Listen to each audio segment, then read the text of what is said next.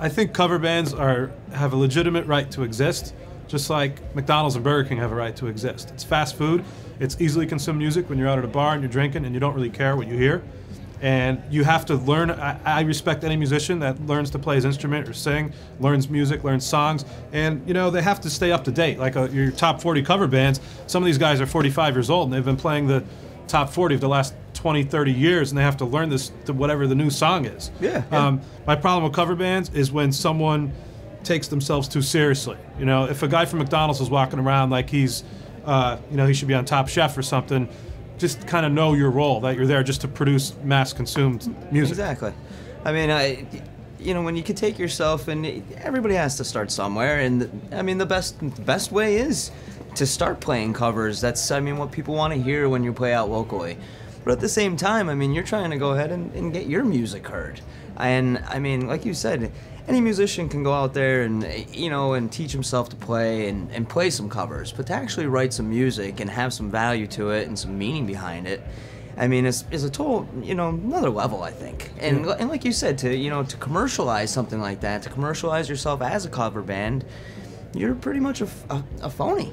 You're a phony when it comes down to it. That kind of definition of a phony is trying to be something else. So I guess you're right. You're parroting someone else's thing. But, you know, the other thing, too, is you think about the economy and the market and supply and demand. There's a reason that, not to bring up food again, but there's a lot more McDonald's in this world than Ruth's Chris.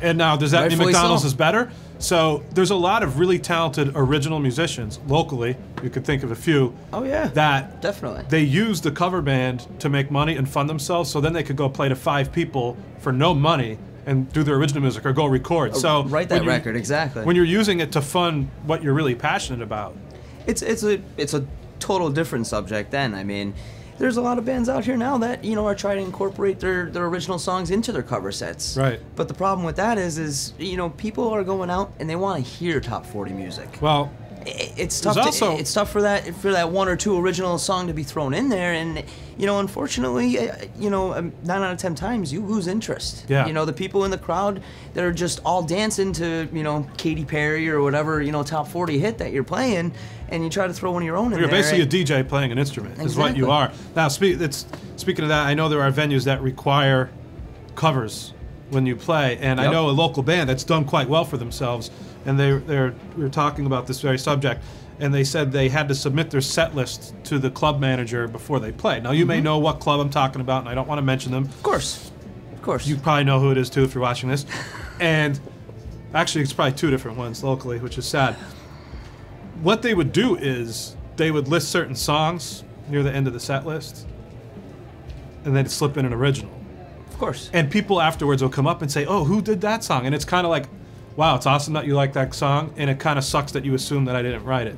Exactly. But again, it's a way you use it to make money and to slip your originals in there. But another thing I've seen with that is once you establish yourself as a cover band, it's too late to introduce those originals. It's hard to break that mold. And people I really like the way they play Kings of Leon, play that song. And it's like, once you've established yourself as a certain thing. As that cover band? Yeah. That's what people are expecting now. I think a lot of it comes down to money. When you read about successful bands, a lot of them didn't really need to depend on playing covers. Like Fish is an example. All sons of doctors, and I think the one guy invented aspirin. His father was part of the group that invented aspirin. Orthodontist. That guy. So they had money. So they're playing shows in Vermont. They have a light guy. They have a sound guy. They did play. It's funny. They did play some covers, but they weren't a cover band, and they didn't. That gig didn't make or break them.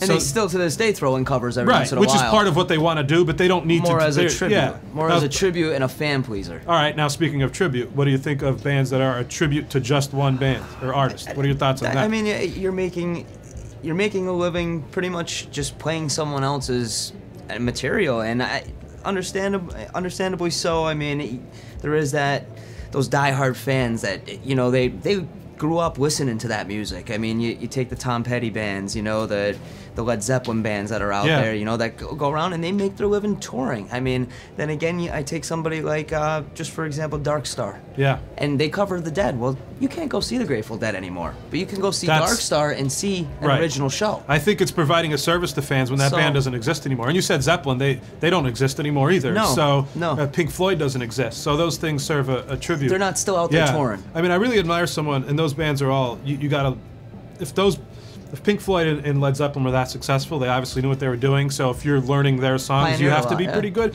But one thing I always kind of wondered, if you are a good enough guitarist, for example, to learn every Eddie Van Halen lyric, then wouldn't you want to write some of your own stuff? Like if the guy from Dark Star Orchestra, actually he has, but if he probably has a pretty good solo album in him, or an original album, or the guy's playing and If get he the had lead the out, time to do it. or if he wasn't making so much money, playing large rooms and playing other people's music. Again, I think, like a lot of things in life, unfortunately, the answer to the question is follow the money. It is, and you know what? And a lot of people do. I definitely agree with you there.